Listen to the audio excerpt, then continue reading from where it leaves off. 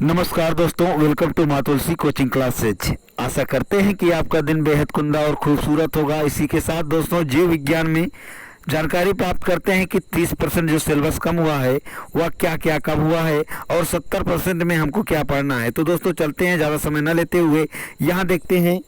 पहला इकाई एक है। इकाई एक क्या है दोस्तों? जीवों में जनन। अब जीवों में जनन इकाई एक का नाम है जनन और इसमें है जीवों में जनन। इसमें जनन के बारे में जितने भी हैं उसको कुछ नहीं पढ़ना है। जैसे जीवों का एक प्रमुख लक्षण जो जातियों की निरंतरता बनाए रखने में सहायक है, इसको नहीं पढ़ना है। इसके बाद देखेंगे जनन की विधियां नहीं पढ़नी है। जितने भी विधि हैं, चाहे वे अलैंगिक और लैंगिक जनन हो, चाहे अलैंगिक जनन हो, द्विविभाजन हो, इस प्रकार की जितने भी इसके जो है विधियां हैं उसको पढ़ना नहीं है। इसके बाद चलते हैं दोस्तों, इकाई 2 के बारे में जानकारी प्राप्त करते हैं कि इसमें से क्या पढ़ना है क्या नहीं। इकाई 2 आपका है क्या? आनुवांशिकी और विकास। क्या है दोस्तों? आनुवांशिकी और विकास। तो विकास में क्या पढ़ना है उसको देखिएगा। यहाँ विकास में पढ़ना है जीवन की उत्पत्ति, इसको नहीं पढ़ना है। विकास में क्या नहीं पढ़ना है इसको देखेंगे। जीवन की उत्पत्ति को नहीं पढ़ना है। जैव विकास एवं जैव विकास के प्रमाण में पूरा जीवी, तुलनात्मक शरीर रचना, भ्रौणिकी एवं आणविक प्रमाण, डार्विन का योगदान, इस प्रकार मॉडर्न सिंथेटिक थ्योरी। इसके बाद विकास की क्रियाविधि, विभिन्नताएं एवं प्राकृतिक चयन के प्रकार, जीन प्रवाह एवं आनुवांशिक अपवाह, हार्डी वेनबर्ग सिद्धांत, अनुकूली विकिरण, मानव का विकास, ये सब पूरी तरह से कट गया है, इसको पढ़ना नहीं है। आगे देखते हैं इकाई 3 में क्या पढ़ना है क्या नहीं पढ़ना है, इसके बारे में जानकारी प्राप्त करते हैं। इकाई 3 आपका है जीव विज्ञान और मानव कल्याण। क्या है दोस्तों? जीव विज्ञान और मानव कल्याण। इसमें से दूसरा अभ्यास है खाद्य उत्पादन में वृद्धि की कार्य। तो इसमें क्या पढ़ना है क्या नहीं पढ़ना है दोस्तों? इसमें से नहीं पढ़ना है खाद्य उत्पादन में सुधार, इसको बिल्कुल तरह से चैप्टर से ख़त्म कर दिया गया है। पादप प्रजनन को नहीं पढ़ना है। ऊतक संवर्धन को नहीं पढ़ना है। एकल कोशिका प्रोटीन को नहीं पढ़ना है। इसके बाद मौन मधुमक्खी पालन, जिसे बायोफोर्टिफिकेशन कहते हैं आप लोग, इसको भी पूरी तरह से ख़त्म कर दिया है। पशुपालन भी पूरी तरह से ख़त्म कर दिया है। जिससे आप लोगों का नंबर बनता था उसी को पूरी तरह से ख़त्म कर दिया गया है। इसके बाद देखते हैं इकाई 5 में क्या नहीं पढ़ना है। इकाई 5 है पारिस्थितिकी एवं पर्यावरण। इससे आप लोगों का बहुत अच्छा नंबर उठता था, ये भी इस बार पूरी तरह से ख़त्म कर दिया गया है दोस्तों। यहाँ देखेंगे एक बार एक मिनट सॉरी। फिर देखिए यहाँ दूसरा है परितंत्र।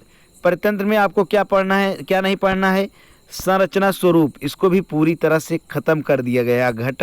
घटक को भी पूरी तरह से ख़त्म कर दिया गया है। उत्पादकता, जिसके बारे में आप लोग पढ़ते थे, उत्पादक, प्राथमिक उपभोक्ता, द्वितीयक उपभोक्ता, तृतीय उपभोक्ता, इन सब के बारे में इस बार ख़त्म कर दिया गया है। अपघटन नहीं पढ़ना है। ऊर्जा प्रवाह नहीं पढ़ना है।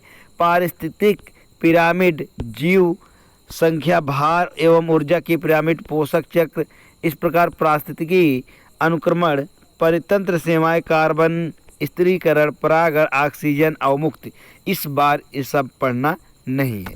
इसके बाद देखेंगे इसी इकाई में से चौथा है पर्यावरण के मुद्दे, जिससे आप अपने मन से कुछ न कुछ लिखकर अच्छा नंबर प्राप्त कर लेते थे, इसको पूरी तरह से हटा दिया गया है।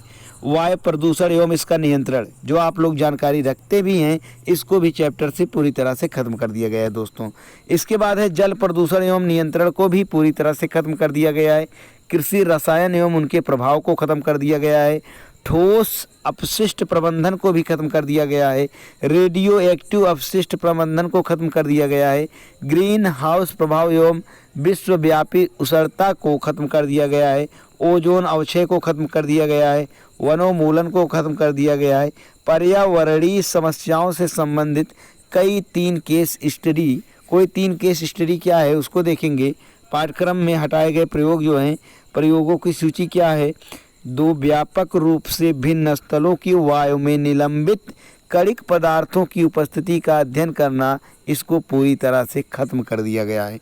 इसके बाद है क्वाड्रेट विधि द्वारा पादप समष्टि घनत्व का अध्ययन करना, इसको भी पूरी तरह से दोस्तों खत्म कर दिया गया है। क्वाड्रेट विधि द्वारा पादप समष्टि फ्रीक्वेंसी का अध्ययन करना, इसको भी पूरी तरह से खत्म कर दिया गया है। अब यहाँ ख देखेंगे। ख में यहाँ एक अस्थायी स्लाइड की सहायता से वर्तिकाग्र पर पराग अंकुरण का अध्ययन करना, इसको भी खत्म कर दिया गया है। किसी पौधे के विभिन्न रंग एवं आकार के बीजों की सहायता से मंडलीय वंशागत का अध्ययन करना, इसको भी खत्म कर दिया गया है। नियंत्रित परागत, बंधीकरण, टैगिंग और बैंगिंग का अभ्यास भी आपको जो है बंगिंग का अभ्यास भी पूरी तरह से खत्म कर दिया गया है बैगिंग।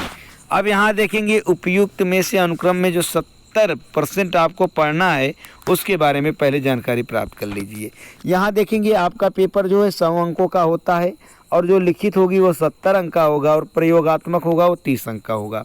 आपको 70 में से कम 23 अंक लाना है। कितने अंक लाना है? 23 अंक लाना है और 30 में से 10 अंक लाना हो। टोटल जो है 100 में से 33 अंक पास होने के लिए अनिवार्य है। अब इसमें से आप देखेंगे पढ़ना क्या है आपको और क्या नहीं पढ़ना है, कौन सा कितने नंबर का आएगा उसको जानते हैं। ये जनन चैप्टर इकाई 1 है, इसमें से 14 नंबर का क्वेश्चन बनेगा दोस्तों। इस बार अंकों की संख्या भी बढ़ाई गई है। आनुवांशिकी और विकास से 18 नंबर का क्वेश्चन बनेगा। जीव विज्ञान और मानव कल्याण से 14 नंबर का क्वेश्चन बनेगा। जैव प्रौद्योगिकी एवं उसके अनुप्रयोग से 10 नंबर का क्वेश्चन बनेगा। पारिस्थितिकी एवं पर्यावरण से 14 नंबर का क्वेश्चन बनेगा। टोटल कितने नंबर का क्वेश्चन होगा? 70 नंबर का। इसके बाद देखिए आपको जनन में पढ़ना क्या क्या है उसके बारे में जानकारी प्राप्त करते हैं। जनन चैप्टर जो है आप जानिएगा कितने नंबर का है? 14 नंबर का। इसमें दूसरा इकाई पढ़ना है। पहला अभ्यास खत्म कर दिया गया है। दूसरा है पुष्पी पौधों में लैंगिक जनन, जिसमें आप पुष्प की संरचना पढ़ेंगे, नर एवं मादा युग्मकोद्भिद पढ़ेंगे का विकास पढ़ेंगे, परागण प्रकार पढ़ेंगे, अभिकर्मक एवं उदाहरण पढ़ेंगे, बहि प्रजनन युक्तियाँ पढ़ेंगे, पराग स्त्री केसर संकर्षण पढ़ेंगे, दोहरा निषेचन पढ़ेंगे, निषेचन पश्च घटनाएं, भ्रूण पोष एवं भ्रूण का परिवर्धन पढ़ेंगे, बीज का विकास एवं फल का निर्माण पढ़ेंगे, विशेष विधियाँ। इसके बाद देखिए क्या है, एपोमिक्सिस, अनिषेक फलन, बहुभ्रूणता, बीज एवं फल निर्माण का महत्व, इसको पढ़ना है। इसके बाद अगला क्या है दोस्तों उसको देखते हैं। अगला तीसरा है मानव जनन। क्या है? मानव जनन। अब यहाँ आप जानिए मानव जनन में आपको पढ़ना क्या है उसके बारे में जानकारी प्राप्त करते हैं। मानव जनन में नर एवं मादा जनन तंत्र को पढ़ना है। वृषण एवं अंडाशय की सूक्ष्मदर्शी शरीर रचना पढ़ना है। युग्मक जनन, शुक्राणु जनन एवं अंड जनन, मासिक चक्र, निषेचन, अंतरोपण, भ्रूणी परिवर्धन, ब्लास्टोसाइट जिसे कहते हैं का निर्माण तक जो है इसको पूरी तरह से पढ़ना है। इसके बाद जो है सगर्भता एवं प्लेसेंटा निर्माण, समान ज्ञान, प्रसव एवं दुग्ध श्रवण, समान परिचय, इसके बारे में पढ़ना है। फिर चौथा आपका क्या पढ़ना है उसके बारे में जानकारी प्राप्त करते हैं। चौथा है जनन स्वास्थ्य। तो दोस्तों जनन स्वास्थ्य में क्या पढ़ना है? जनन स्वास्थ्य की आवश्यकता को पढ़ना है। यहाँ से देखेंगे एवं यौन संचरित रोगों की रोकथाम पढ़ना है। इसके बाद परिवार नियोजन आवश्यकता एवं विधियाँ पढ़नी है। गर्भ निरोध एवं चिकित्सीय सरगर्भता समापन जिसे EMTP कहते हैं, इम्यूनोसेंटेसिस, बंध्यता एवं सहायक जनन प्रौद्योगिकियाँ, IVF, GIFT गिफ्ट, समान जागरूकता के लिए प्रारंभिक ज्ञान, इसको भी चैप्टर में रखा गया है। इसको भी आपको पढ़ना है। इससे भी क्वेश्चन बनेंगे और इससे पूरा मिलाकर आपको बताया गया है 14 नंबर का क्वेश्चन बनेंगे। अब इसके बाद देखते हैं दोस्तों अनुवांशिकी, जिसे इकाई 2 में रखा गया है। अनुवांशिकी में से क्या पढ़ना है और क्या काटा है। अनुवांशिकी सबसे ज़्यादा नंबर का पूछे जाएंगे, यहाँ 18 नंबर का। यहाँ अनुवांशिकी में से पहला पढ़ना है वंशागति और विविधता। इसके बाद मेंडलीय वंशागति।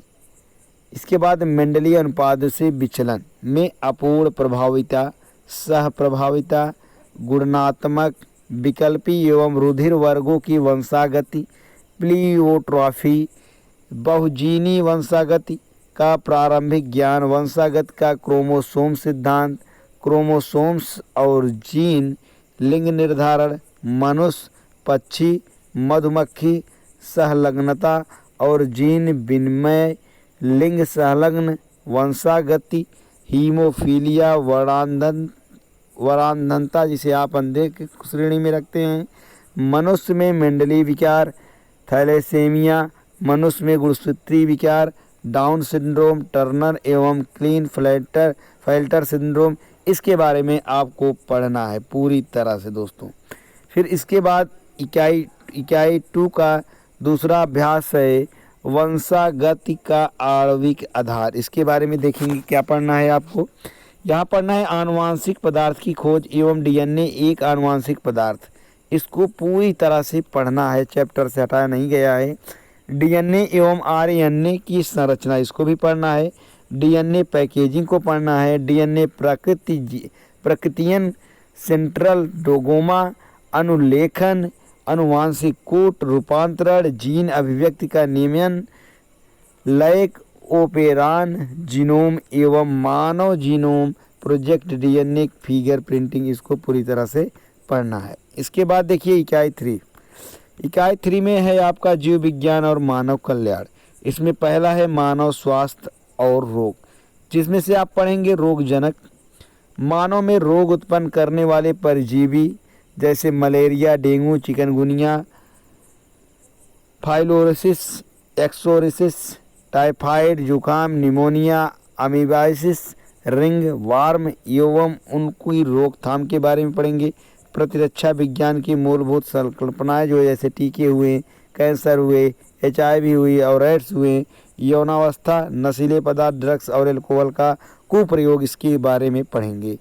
इसके बाद जो है आपका होगा तीसरा अभ्यास इकाई 2 का मानव कल्याण में सूक्ष्म जीव, जैसे घरेलू खाद्य उत्पादों में, औद्योगिक उत्पादन में, वाहित मल उपचार, ऊर्जा उत्पादन, जैव नियंत्रक कारक के रूप में एवं जैव उर्वरक के रूप में।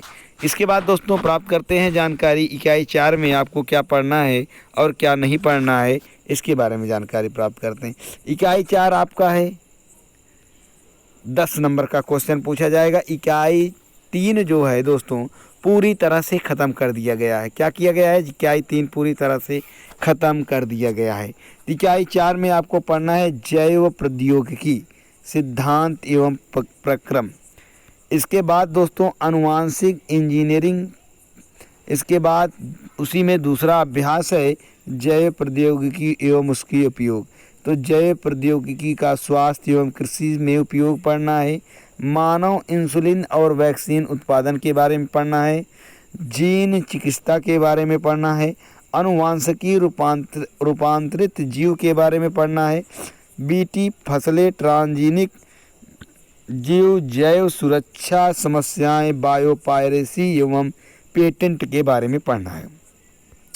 इसके बाद दोस्तों इकाई 5 में चलते हैं। इकाई 5 में जो कुछ बचे हैं पारिस्थितिक एवं पर्यावरण जो कि मोस्ट इम्पॉर्टेंट है, वो भी 14 नंबर का आता है। इसको आप लोग ज़रूर तैयार कर लेंगे। तो इसमें पहला है जीव और पर्यावरण। जीव और पर्यावरण के बारे में पढ़ना है। वासस्थान एवं कर्मता के बारे में पढ़ना है। समष्टि एवं पारिस्थितिकी अनुकूलन के बारे में पढ़ना है। समष्टि पारस्परिक क्रियाएं के बारे में पढ़ना है। सहोपार्जिता, स्पर्धा, परभक्षण, परजीविता, समष्टि गुण वृद्धि, जन्म एवं मृत्यु दर, आयु वितरण के बारे में पढ़ना है। इसके बाद दोस्तों जैव विविधता एवं संरक्षण है।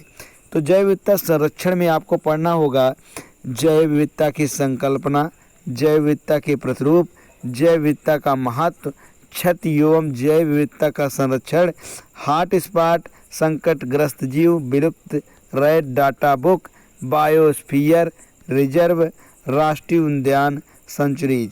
यहाँ इसके बारे में आपको पढ़ना है, जो कि यहीं से आपके बहुत अच्छा क्वेश्चन बनेंगे। बायोस्फीयर रिजर्व से रेड डाटा बुक किसे कहते हैं, विलुप्ति किसी क्या होती है, रेड डाटा बुक का नाम किस पे, जो प्राणी विलुप्त हो जाते हैं उन्हीं का नाम रेड डाटा बुक पे लिखा जाता है। अब उसी को जिस पर लिखा जाता है, जो प्राणी अपने इस देश से विलुप्त हो जाते हैं, फिर उनका नाम जिस बुक पर लिखा जाता है कि ये प्राणी विलुप्त हो गए हैं, उसी को कहते हैं रेड डाटा बुक। और राष्ट्रीय उद्यान के बारे में पढ़ेंगे कि हमारे भारत में कितने राष्ट्रीय उद्यान हैं, उसके बारे में। हॉट स्पॉट क्षेत्र कितने हैं, उसके बारे में पढ़ेंगे दोस्तों। इसके बाद चलते हैं प्रयोगात्मक। आप देख लीजिएगा, आपका प्रयोगात्मक में कोई दिक्कत तो है नहीं। इसलिए आप लोग यहाँ से कितने नंबर का प्रयोग में लेना चाहेंगे ये सब दिया गया है। तो आशा करते हैं आपको समझ में ज़रूर आया होगा। आप इसको का आप अपने किताब में टिक कर लीजिए क्या पढ़ना है क्या नहीं पढ़ना है, जिससे आपको पेपर देने में 4 महीने का समय है। कम से कम समय में आपको ज़्यादा से ज़्यादा पढ़ना है, 30% को छोड़कर, और अच्छे तरीके से परसेंट लाना हो तो टिक कर लीजिए और बहकिए मत। धन्यवाद दोस्तों।